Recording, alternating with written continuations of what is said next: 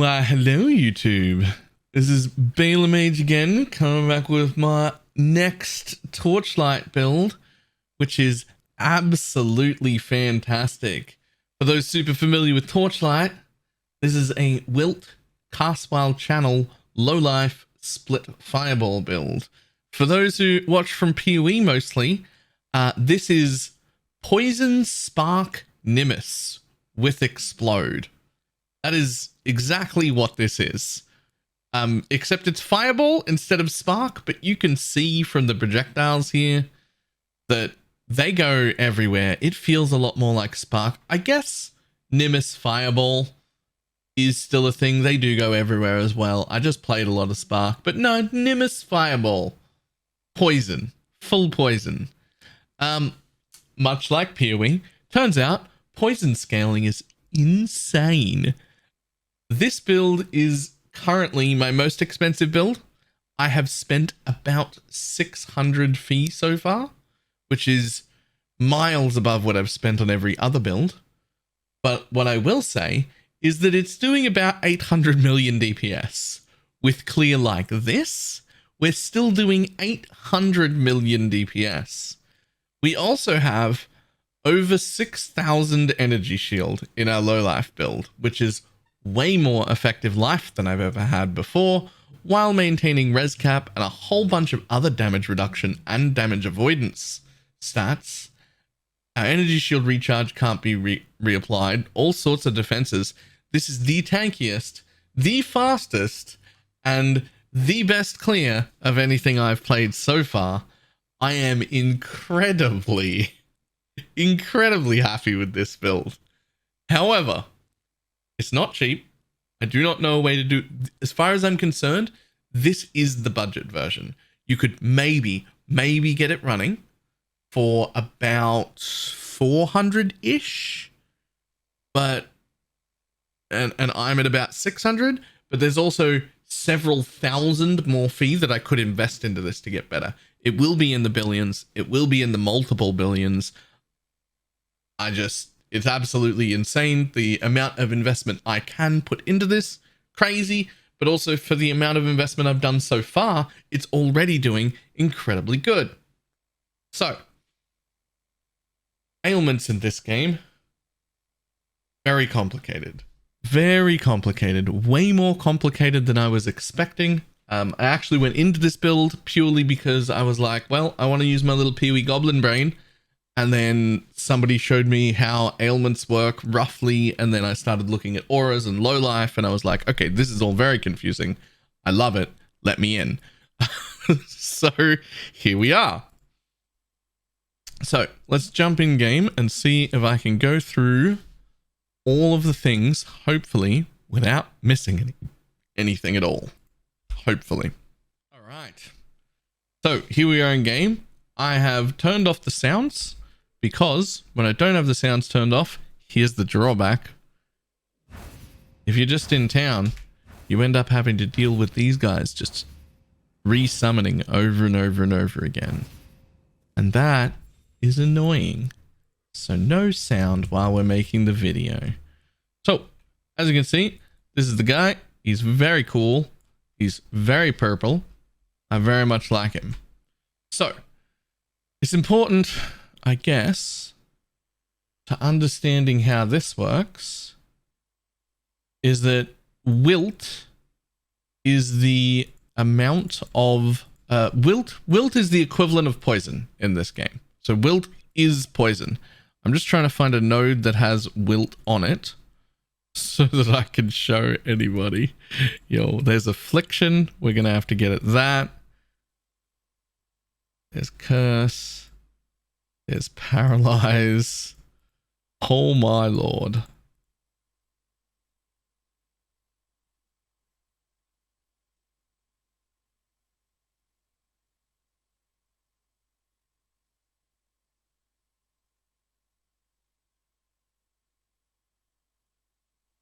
It would be good if I knew this thing better.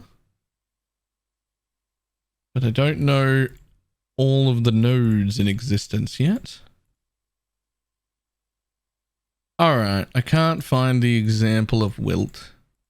to click on its name. But, so, Wilt is poison. However, our Wilt doesn't deal damage based on the hit of the ability that does it. So in PoE, if I get increased damage to the thing that causes the poison, if I can make it do more damage, the poison then does more damage. In here, there is a thing called base Wilt damage, which we can see here. This is our Wilt DPS. Now, the way we get that is through a stat called base Wilt damage. Also, here's a Wilt I can click, which is great. Just shows you that it's a poison. So the only way I've got that right now is this adds 86% of the skill's base damage to base Wilt. So we're using that, and this one adds 46% of main hand weapon damage to base Wilt. So a little bit of this damage to base Wilt, and a little bit of the spell that I'm using to base Wilt. So that's all that we have to scale off for now. There is a, I think, 2,000 fee weapon that instead of adding 50% of base damage of the weapon to Wilt, adds 150% of the base spell damage to Wilt, which is an insane upgrade, but also 4 times as much as the current weapon that I'm using. So that's a problem for later. So first we have base Wilt. That's important to understand. We now have base Wilt. Then we need Wilt Chance, which is the equivalent of Poison Chance, right? And then, based on that, we can scale it with increased generic damage, damage over time, corrosion damage, because Wilt is corrosion. Corrosion is the equivalent of chaos, and Wilt is poison. So increased corrosion damage, and then ailment damage, because it's an ailment, and then anything from there on. So that's important, and also confusing. So moving on.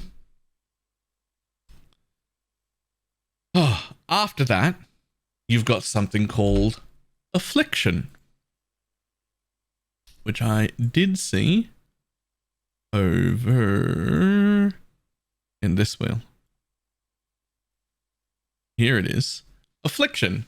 When Affliction is inflicted per second, the damage over time damage dealt will continuously inflict afflictions on the target. Enemies take 1% damage over time additionally for each affliction up to 100.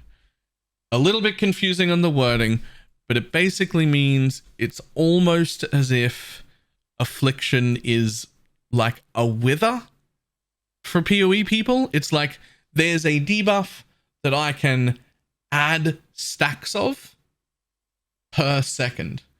Those stacks, like all the other stacks of everything in this game, they always want to go away. But basically, we're adding, so there's 9 inflicted per second here, another 6 here, and various other points throughout the build where I'm adding a little bit here and a little bit there. I'm adding around about 30 to 40 affliction per second right now, which means that in 3 or 4 seconds, we'll have the 100 cap, and that'll be 100% dot damage taken. So for any bosses that last long enough, your damage does ramp up quite quickly. That's really nice. Okay. Now we understand how dots work. That's just the generic introduction to how dots work. At least as far as I understand them, they get confusing. Let's go over the build, because it's fantastic. All right. Most important link, cast while channel. Precise cast while channel is mandatory. If you're looking at this build and you can only use a regular cast while channel, it's worthless. You cannot use regular cast while channel to do damage. You can only use it to do utility. This one comes with 60% additional damage for linked skills and procs 5 times a second. The normal cast while channel has a 70% less damage multiplier and only procs 3 times a second. So it's fine for buffs and utility things, cannot deal damage. It's a very different skill. So precise only. Then we've got improved corrosion, chance to afflict additional wilt stats, and chance to wilt. This is where we cap our wilt chance. Mandatory. Split fireball, our skill of choice. Greater multiple projectiles, because more projectiles is always good. Shortened duration for 49% extra dot damage. And I use wind projectiles because, as you saw earlier, we do way more than enough damage.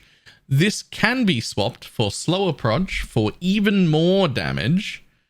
But if you use slower proj, then your projectiles don't go as far, and I don't like that personally. You can also, on an earlier setup, this should have been erosion penetration, and it was for quite a while. I am now at a point where I'm ignoring resistances. We'll get to that later. So I had to change from erosion pen to either slower or faster projectiles. You should use erosion pen to begin with, unless you're already past that stage. Then we've got auras. Auras. Now, I'm going to try and go over these aura setups in order of importance so that you know what to drop if you don't have precise seal conversion and, earlier in gear. So, most importantly, these will be on no matter what. Erosion enhancement for a bunch of erosion damage and additional damage to life. Elemental resistance. We need this. It's very hard to get res cap without this, so we do need it. We do like the +1 extra. Very nice. We've got precise projectiles. Very nice. Tons of extra projectiles, tons of extra damage with ailments. Really good. And deep pain for additional dot damage. Everything that I have here on this setup, if you have to split them between life and mana temporarily, those are pretty mandatory. This is selfishness, which is basically just reverse generosity. Auras affect nothing else except me. 40% increased effect. Huge. Over here, defensively, we need precise energy fortress. That is a lot of our energy shield. So I would call that part a higher priority. And then right now, I do need some Thunder Spirit. This is a lot of attack and cast speed, gets me casting out a lot quicker. I would say this is where it becomes less important. This one included, and from now on, are what you drop when you have less auras available, less room to reserve things until you get better gear. These are far less important. Thunder Spirit, precise corrosion imbue, just adds a little bit of base wilt damage and also some more wilt chance, which I don't actually need, but it's base wilt damage. This could go away though. Swiftness is just a flat aura. You're probably going to end up keeping swiftness in any setup, and it's just going to be leveled appropriately to however much room you've got left. And then this, my least important aura, we don't actually deal fire damage or care about our fire damage. The only reason we've got this on is because I can't find a better aura to put in its space. And it does add 88 to 163 spell fire damage. That adds to the base damage of the spell. And the base damage of the spell is where we're getting our base wilt from because of our crafted weapon. So that's all this does. It's not that effective. This is the first thing we lose. But wherever your build is at the time, you're going to have to work out how to fit all these auras on and what to drop. The only reason I can fit so many auras on is because of precise seal conversion. So precise seal conversion has a mana cost multiplier of 150. Seal conversion has a mana cost multiplier of 100, but then a node or a description that says support skills with sealed life plus 157.7. I think that goes up to 155 as you level it for the supported skill. So it moves the mana multiplier down into the description. That matters because of this node. +3 to support level skills. Support skills mana multiplier is set to 105. So because of that, this is actually 105. And that's why we can fit a bunch in. So when you have to go dropping stuff, go dropping stuff. Path of Flame, pretty simple. This is the least important node. It is very nice to add more Affliction to an enemy, but we already add quite a bit, and this involves you having to run over the enemy, which isn't always reliable. So that's what we use to channel, to proc our cast spell channel. We have a movement skill. That's it. Just a blink. And I have an AoE, like Blasphemy Curse, which just makes them take 20% additional dot damage. So that's nice. I am also currently using 2 Summon Grim Phantasm minions.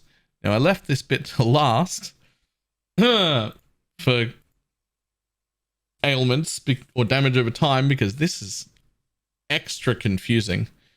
So when you're dealing damage over time, you can also reap things.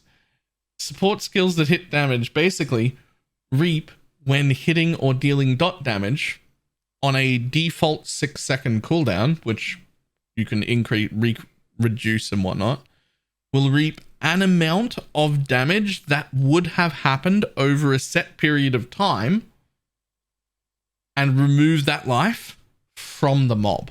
So it's not even dealing damage, meaning I can't support it. I can't increase the amount of damage it does. All I can do is increase the reap duration or reduce the cooldown. I can do both of those things, but no damage supports help it. It takes, currently in my build, 1.16 seconds of all of the dot damage that's on the target and removes that amount of life from it. So it's not very long, but it's on a 6-second cooldown by default. We have some reduction, and I'm currently using 2 minions that both summon 3 dudes each, which means there are 6 dudes around me who are constantly reaping. This won't matter at all for map clear, but it does matter for your single target. It is quite impactful. It is surprisingly impactful. When I do some more dangerous content, I change one of these out to force start if I have to, so that I can force my energy shield to start regenerating again, because we don't have anything akin to a potion. Oh, this is a long build. I'm sorry. All right. Those are my skills. Let's go over to talents. All right. Important thing. Warlock is not your third ascendancy. What you should do is just get off the beaten track as a slate over here, and then take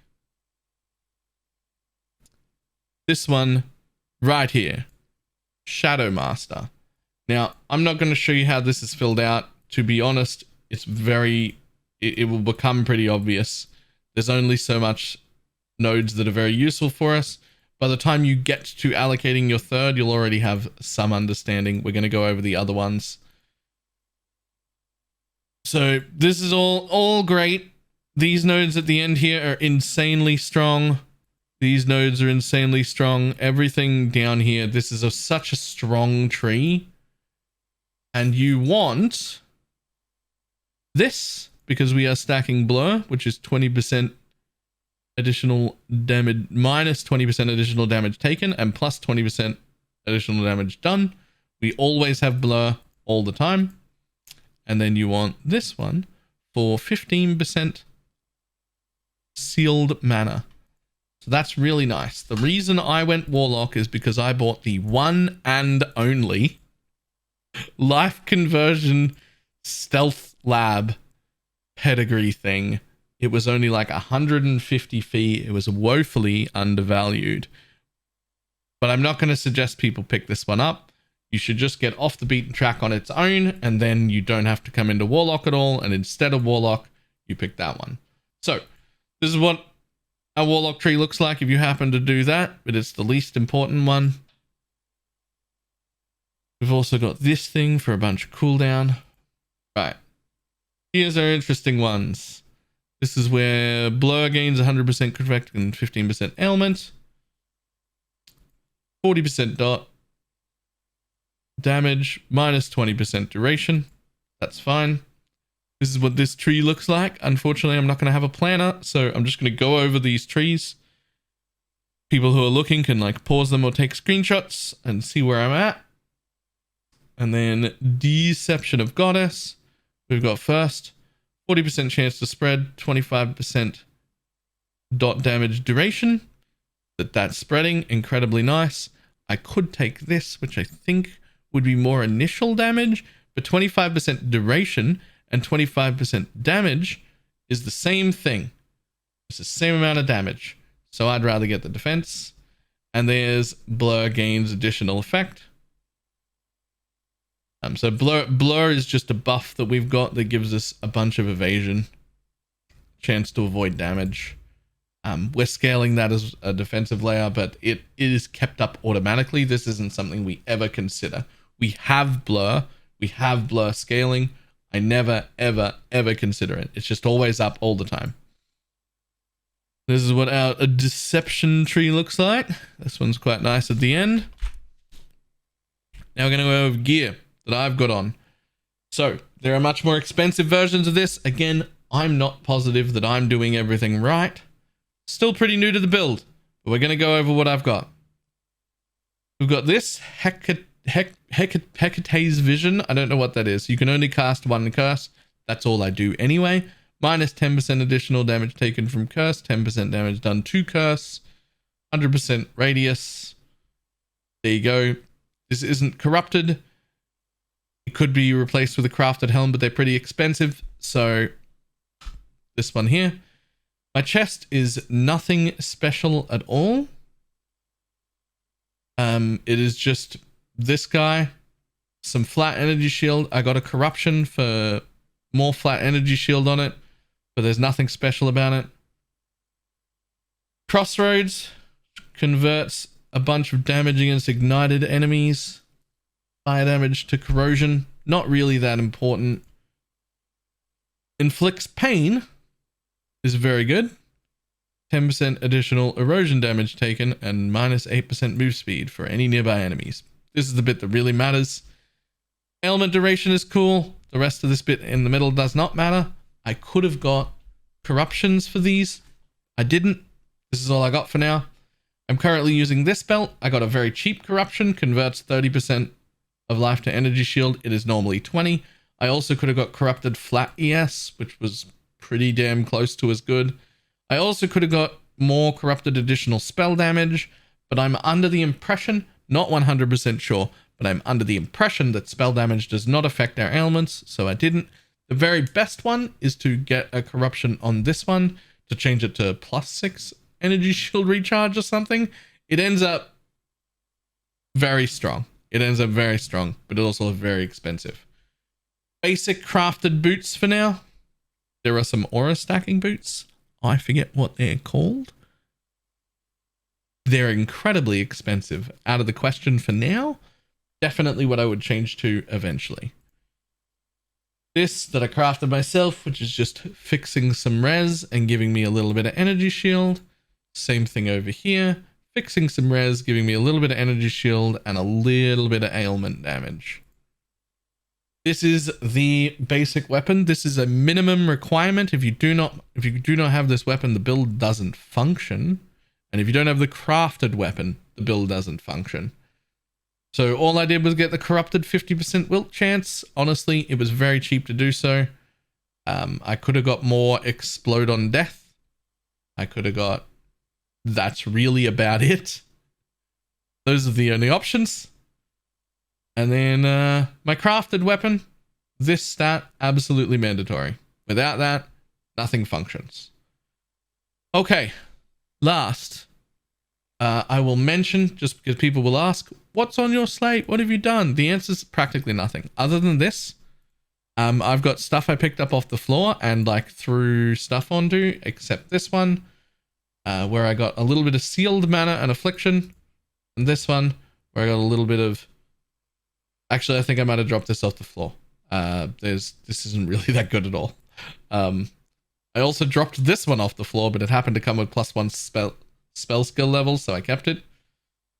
But the answer is I haven't min-maxed this board at all, and I'm not going to until I get to 95 and unlock it all. Hopefully this helps people start this kind of build. I'm going to say it's a lot, and I don't blame you if you avoid it, and this video is very long, and I am sorry. Goodbye, Biscuit. Goodbye, YouTube.